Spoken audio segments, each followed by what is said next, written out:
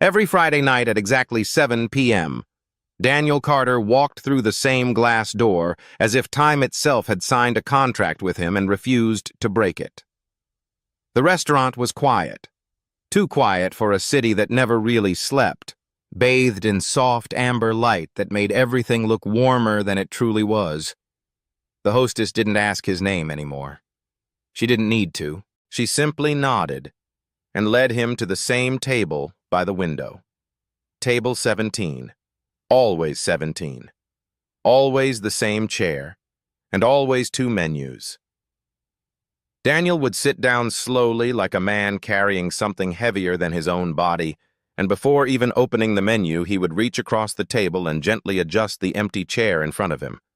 Not casually, not absent-mindedly, carefully, precisely, as if someone were about to sit there, and he didn't want them to feel uncomfortable.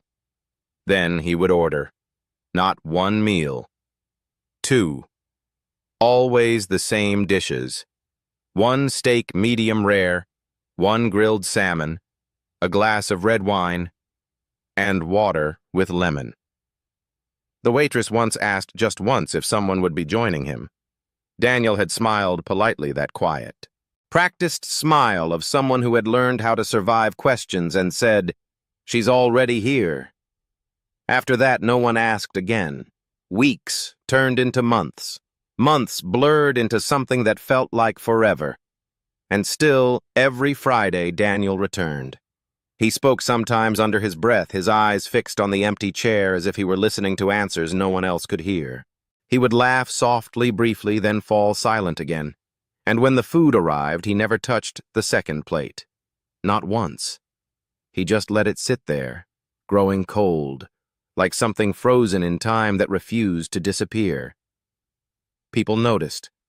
Of course they did. Humans always notice patterns, especially the ones that don't make sense. But no one dared interrupt the ritual. No one until her. That night, the door opened a little sharper than usual, heels clicking against the floor with authority that didn't belong to this quiet place. Victoria Hayes stepped inside like she owned not just the room, but the future of anyone in it. CEO, billionaire, untouchable. And yet, for reasons even she didn't understand, her eyes didn't scan the room for power or opportunity. They stopped. At table 17. At the man sitting across from no one. At the untouched plate. At the chair that looked like it was waiting. She stood there longer than she should have. Long enough for something unfamiliar to stir in her chest. Not curiosity. Not exactly. Something heavier. Something she had spent years burying under board meetings and billion-dollar decisions. When Daniel finally stood up to leave, placing cash neatly on the table, Victoria didn't move. She watched him walk out into the night like a ghost who had forgotten how to disappear. Only then did she turn to the waitress, her voice lower than usual, stripped of its usual steel. Who is he waiting for? Every Friday. The waitress hesitated. Just for a second. Then she answered quietly. His wife. A pause. A breath. She died 2 years ago. And for the first time in a very long time, Victoria Hayes didn't know what to say.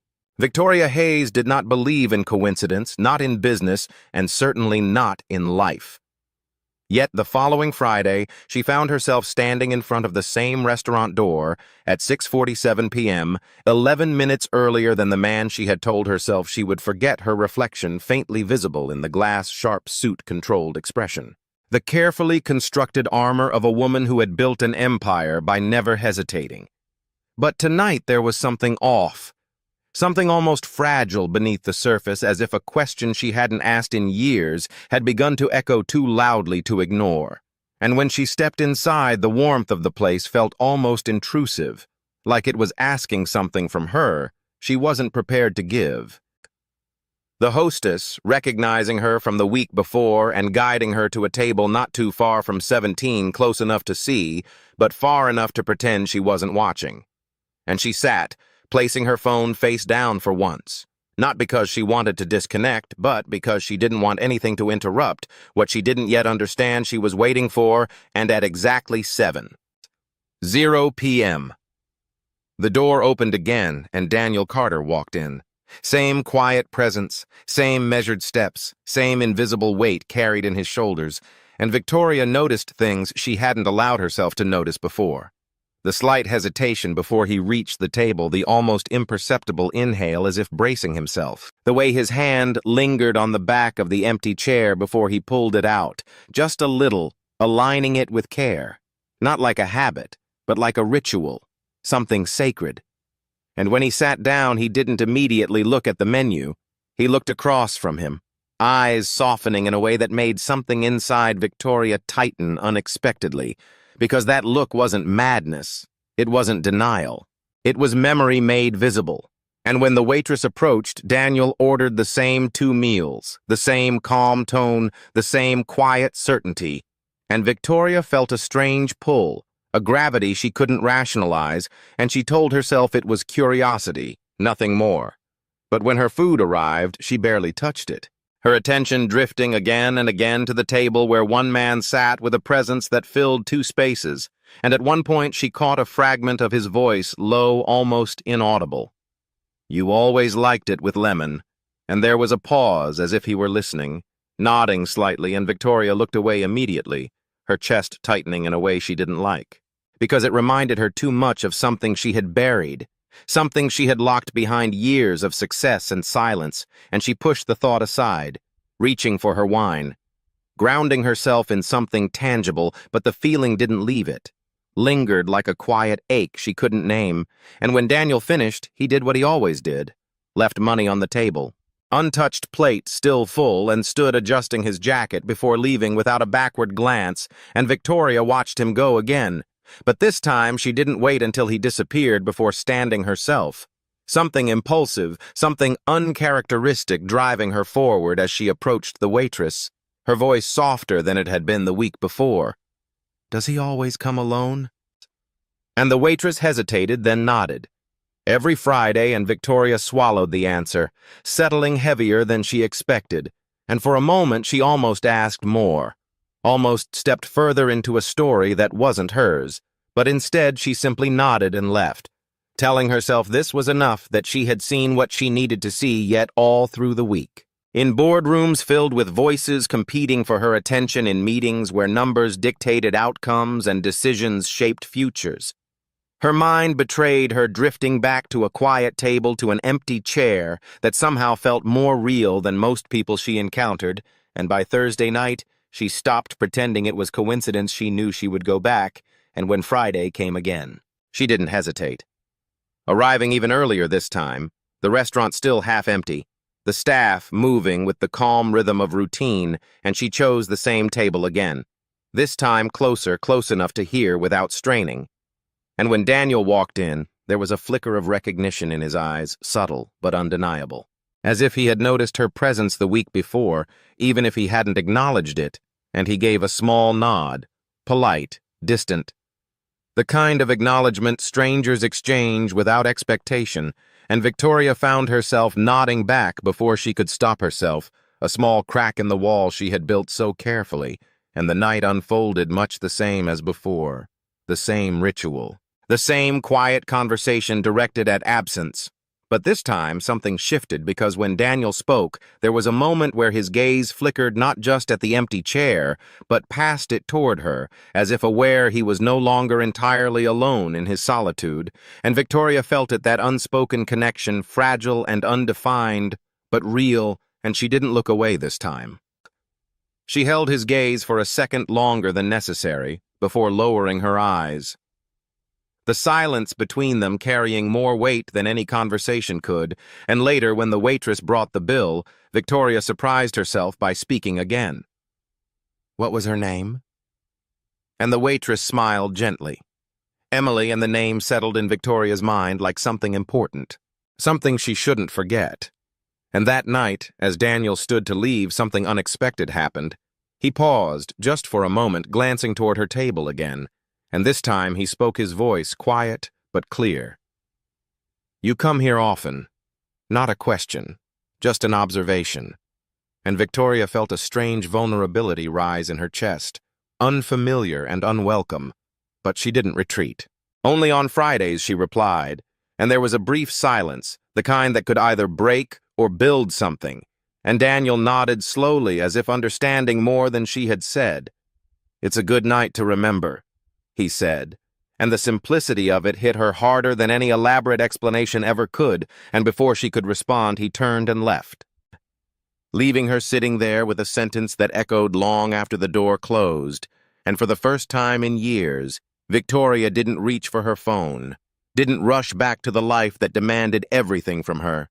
She stayed staring at the empty chair across from Daniel's table, imagining against her will what it must be like to carry someone with you like that, not as a burden, but as a presence, and something inside her shifted subtle but undeniable, like the first crack in ice that had been frozen for too long. And the following week the change became impossible to ignore, because when she arrived, Daniel was already there. And for the first time, the empty chair at his table wasn't entirely empty, a small figure sitting there instead. A little girl with soft brown hair and curious eyes swinging her legs gently beneath the chair. And Daniel was smiling, really smiling in a way Victoria hadn't seen before. And as she took her seat, unable to look away, the girl turned, noticing her.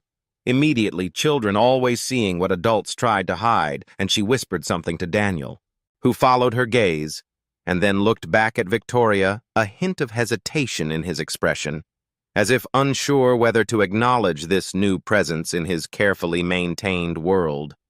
But the girl didn't hesitate.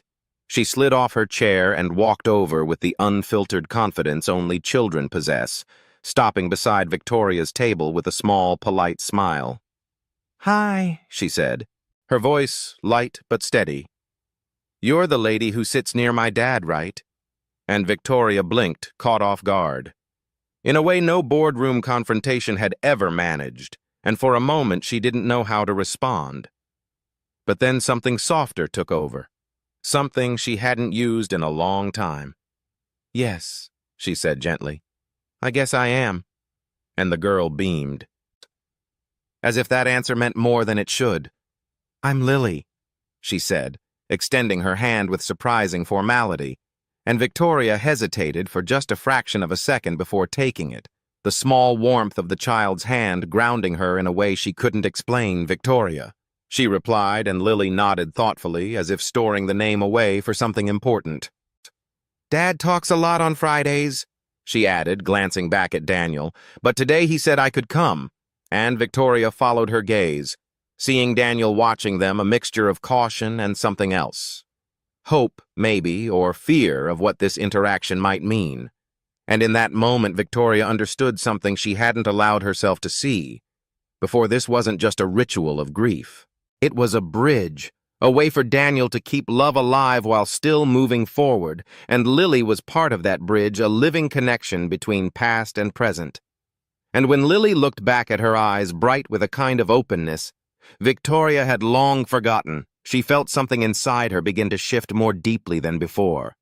Not a crack this time, but a slow, steady thaw, and she realized, without fully understanding why, that she wasn't coming here just to observe anymore. She was becoming part of something quiet and fragile and real, and for the first time in years, Victoria Hayes didn't feel like the most powerful person in the room. She felt like someone who might finally be learning how to feel again. The following Friday arrived with a tension neither of them spoke about, but both of them carried, and Victoria Hayes found herself gripping the steering wheel a second longer than necessary before stepping out of her car, as if crossing the threshold into that quiet restaurant meant crossing into a version of herself she had spent years avoiding and inside. Everything looked the same amber light, same soft clinking of glasses, same table 17, waiting like a silent witness. But nothing felt the same anymore, because now there were 3 places set at that table, not just 2. And when Daniel Carter looked up and saw her, there was a pause, not of surprise, but of recognition layered with uncertainty. The kind that forms when something unplanned begins to matter more than it should, and Lily, already seated and swinging her legs, lit up instantly. "Victoria," she called as if they had known each other far longer than a week, and Victoria felt that unfamiliar warmth again, that small, dangerous softness that made her hesitate before walking over, but she did anyway. Because not walking away had quietly become her new decision, and Daniel stood slightly, not out of formality, but out of instinct. His voice calm, but careful. "You don't have to." "But," Victoria shook her head gently, cutting him off in a way that wasn't sharp. "Just certain, I know," she said. And for a moment the three of them stood in that fragile space between strangers and something more. Before Lily broke it the only way a child could. "We have an extra chair," she said matter-of-factly, pointing to the side of the table. "You can sit if you want." And Daniel's eyes flickered with something unreadable, as if this simple invitation carried weight far beyond what Lily understood, and Victoria knew it too. She knew that sitting down meant stepping into something sacred, something that wasn't hers, but something in her chest told her to do it anyway. And so she pulled the chair out slowly, and sat the smallest of actions that somehow felt like the beginning of something irreversible. And for the first time since Emily's death, Daniel Carter found himself sitting at that table with two living people instead of one memory and one absence. And it unsettled him more than he expected, because rituals were safe, predictable, contained. But this was something else entirely. And the evening unfolded with a quiet awkwardness that gradually softened Lily, talking about school, about a drawing she made about how her teacher said she asked too many questions, and Daniel responding with gentle patience while Victoria listened. At first unsure where she fit, but slowly drawn in by the simplicity of it. The normalcy she had traded away years ago for a life of control and distance. And at one point, Lily turned to her eyes, curious. "Do you have a daughter?" And the question landed like a sudden drop in temperature, sharp and immediate, and for a fraction of a second Victoria froze. The room around her blurring into something distant, because that question reached into a place she had sealed shut, a place no one in her current life ever touched, and Daniel noticed it instantly. The shift in her expression, the tightening of her jaw, and he stepped in quietly. "Lily," but Victoria raised a hand, stopping him, her voice softer than either of them had heard before I did. She said, the past tense, heavy and deliberate, and Lily's expression changed, the innocent curiosity giving way to something gentler, something intuitive. "Where is she?" And this time Victoria didn't hesitate as long, but when she spoke, her voice carried something fragile beneath its calm surface. "She's gone," and the simplicity of it made it more powerful, more real, and for a moment. The table fell silent. Not uncomfortable, but weighted, like all three of them were standing on the same emotional ground for the first time, and Daniel looked at her differently. Then, not as the composed woman who sat nearby every Friday, but as someone who understood, truly understood the shape of absence, and Lily reached across the table without thinking, placing her small hand over Victoria's. "My mom's gone too," she said gently. And Victoria felt her breath catch the unexpected connection breaking through layers she hadn't realized were still intact. And she turned her hand slightly, holding Lily's in return, the contact grounding her in a way that felt both painful and necessary, and Daniel watched it happen, something shifting inside him as well, because this moment, this quiet, unplanned connection, was something he hadn't allowed himself to imagine. Not after everything he had lost, and the rest of the evening passed in a different tone, softer, more open. But beneath it all there was tension building, unspoken and inevitable, because connections like this didn't come without consequences. And as the weeks passed, the pattern changed. No longer just Daniel and his ritual, but Daniel, Lily, and Victoria, forming something that didn't have a name yet. Dinners that included laughter, small conversations, shared glances that carried meaning beyond words. And for Victoria, those Fridays became the only time she allowed herself to step out of the life she had constructed. The only time she let the walls down even slightly. But that duality couldn't last forever. Because outside that restaurant, Victoria Hayes was still a CEO, still the woman who made decisions that affected thousands of lives. Still the figure who dominated boardrooms with precision and authority, And one evening that world collided with this one in a way none of them were prepared for. It started subtly.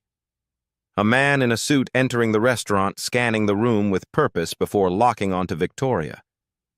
His expression shifting into recognition and urgency as he approached Ms. Hayes. He said quietly but firmly, and the name hung in the air like a reveal no one had asked for. Daniel's gaze snapping up confusion flickering across his face and Lily looking between them, sensing the change even if she didn't understand it, and Victoria's posture changed instantly, instinct taking over the softness, retreating behind a mask she knew too well. "Not here," she said under her breath. But the man continued. "The board meeting was moved up. They need you now, it's about the acquisition." And Daniel heard enough to understand CEO board acquisition. The pieces clicking into place in a way that made him sit back slightly distance, forming where connection had been. And Victoria noticed it immediately, that subtle shift, that invisible line being redrawn, and for a moment she hesitated, caught between two worlds that suddenly refused to coexist. And then she stood the decision automatic. "I'll be there," she said, her voice returning to its usual control, and she turned back to the table, to Daniel, to Lily, something uncertain in her eyes. "I'm sorry," she added, and Daniel nodded slowly, his expression calm but guarded now. "You don't have to apologize," he said. But the words felt like they were building a wall rather than bridging one, and Victoria felt it, the distance growing in real time. And she left the sound of her heels echoing differently this time, sharper, colder, and when the door closed behind her, the silence that followed was heavier than any before. Lily looked at Daniel, confusion written clearly across her face. "She's important, isn't she?" she asked, and Daniel exhaled slowly, searching for an answer that wouldn't break something fragile. "Yeah," he said finally. "She is," but what he didn't say was that importance came with a world he didn't belong to, a world that could take her away just as easily as it had brought her into their lives, and that thought stirred something he hadn't felt in a long time. Fear not of losing what he had, but of losing something he hadn't meant to care about. And over the next week, that fear grew quietly. Because Victoria didn't come back the following Friday, and the table felt different again. The extra chair empty. The space she had occupied now carrying its own absence, and Lily noticed it immediately. Her questions soft but persistent. "Do you think she'll come back?" And Daniel didn't answer right away because he didn't know. Because part of him believed that people like Victoria didn't stay. They visited, they passed through, and then they returned to their world, leaving behind only the echo of something that almost was. And yet when the door opened again the next Friday, and Victoria stepped inside, something in his chest tightened in a way he couldn't ignore. Relief mixed with something more complicated, because now he knew who she was, what she represented, and the distance between their lives felt larger than ever. And when she approached the table, there was no hesitation. This time, just a quiet determination. "I'm sorry I missed last week," she said, her voice softer again, but Daniel shook his head slightly. "You have your life," he replied, and the words weren't harsh. But they carried weight, boundaries being drawn where none had existed before. And Victoria felt it like a loss she hadn't prepared for, because for the first time she wasn't being kept out by status or power. She was being kept out by something more personal, something she couldn't negotiate or control, and Lily looked between them again, sensing the shift. "You came back," she said simply. And Victoria smiled, a real smile this time, even through the tension. "Yeah," she replied. "I did." And in that moment the conflict settled into place, not explosive, not dramatic, but real and persistent. A quiet battle between connection and fear, between past pain and the possibility of something new, and as they sat together again, the table holding all three of them and the invisible presence that had started it all, Victoria realized something she couldn't ignore anymore. She wasn't just afraid of losing them, she was afraid of needing them. And that fear, deeper than any corporate risk she had ever taken, was the one she didn't know how to face. The space between them didn't shatter all at once. It stretched thin, fragile, almost invisible, like something that could snap with the slightest pressure. And for the first time since Victoria Hayes had entered their quiet Friday ritual, Daniel Carter began to feel the instinct to pull back, not out of anger, not even out of distrust, but out of something far more dangerous: recognition. Because he knew what it meant to let someone become part of a space that had once belonged to Emily, and he had spent 2 years learning how to live with loss, not how to survive it again, and now, sitting across from Victoria, watching the way she tried to soften her presence, the way she chose her words more carefully, the way her eyes lingered on Lily with something almost protective.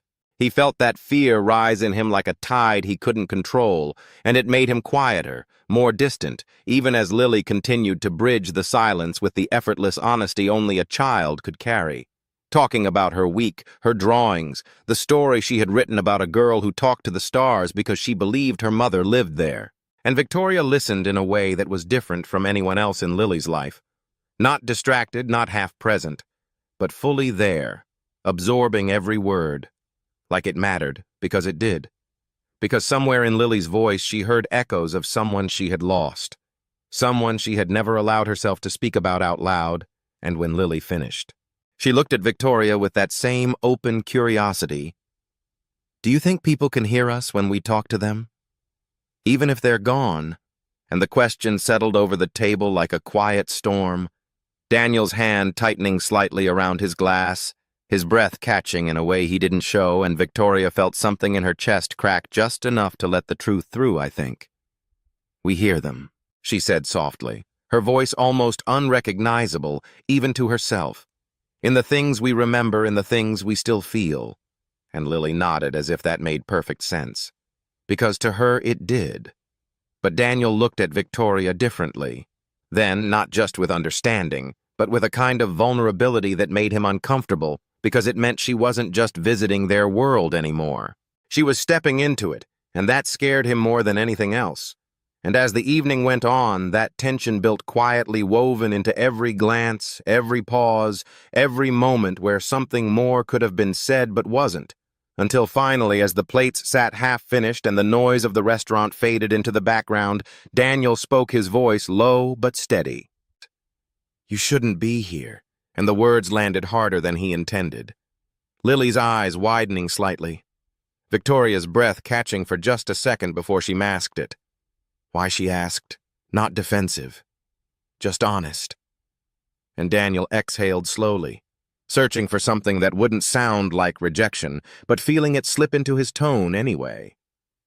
"Because this isn't your life," he said, gesturing subtly to the table, to Lily, to the empty chair that still held more presence than absence.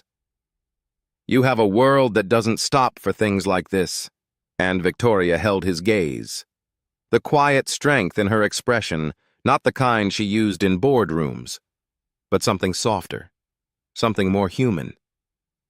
"Maybe I'm tired of that world," she replied, and Daniel shook his head, a faint, almost sad smile crossing his face. "People like you don't get to be tired," he said, not accusing, just stating what he believed to be true. And for a moment neither of them spoke. The silence between them filled with everything they weren't saying, until Lily shifted in her seat, her small voice cutting through the tension with a simplicity that neither adult could match. "You both look like you're about to leave," she said, and the honesty of it broke something fragile in the air because she was right. They were both standing at the edge of something, unsure, whether to step forward or pull away, and Victoria looked at her. Really looked at her, at the quiet hope in her eyes, at the way she had already made space for her without question. And something inside Victoria refused to retreat. "This time, I'm not leaving," she said gently, and the certainty in her voice surprised even her, and Daniel felt it. That shift, that quiet refusal to be pushed away, and it unsettled him, because part of him wanted her to leave to protect what little stability he had built. But another part, the part he had tried to ignore, wanted her to stay. And that contradiction pulled at him in a way he couldn't resolve, and the night ended with a quiet unease that lingered even as they parted. Daniel walking Lily home, her hand in his, her voice light as she talked about how Victoria listened better than anyone else, and Daniel nodded absently. His thoughts elsewhere, caught between fear and something dangerously close to hope, and later. After Lily had gone to bed, he stood alone in the kitchen, the silence pressing in around him, and for the first time in months, he spoke out loud into the empty space. "I don't know what to do," as if Emily could still hear him, as if she could still guide him through something he didn't understand and across the city in a high-rise office that never truly slept. Victoria sat alone in her chair, the skyline stretching endlessly beyond the glass, her reflection staring back at her like a stranger, and on her desk lay a file she hadn't opened in years, something she had avoided with the same discipline she applied to everything else. But tonight she reached for it, her fingers hesitating only briefly before pulling it closer, and inside was a photograph, slightly worn at the edges, of a little girl with bright eyes and a smile that held more light than the room could contain, and beneath it, a hospital bracelet, a name she hadn't said out loud in too long. "Sophie," she whispered, and the word felt like both a wound and a release, because for years she had buried this part of herself, convinced that survival meant forgetting. But sitting at that table listening to Lily, she realized something she hadn't allowed herself to see, that remembering wasn't weakness, it was connection. And that realization terrified her, because connection meant risk, meant loss, meant the possibility of feeling that pain again, and yet it also meant something else, something she hadn't felt in a long time, something like life. And the following Friday, when she stood outside the restaurant once more, the weight of that understanding pressing down on her, she didn't hesitate. This time she walked in with a quiet determination not to replace what had been lost, not to rewrite the past, but to face the possibility of something new, even if it meant risking everything she had spent years protecting.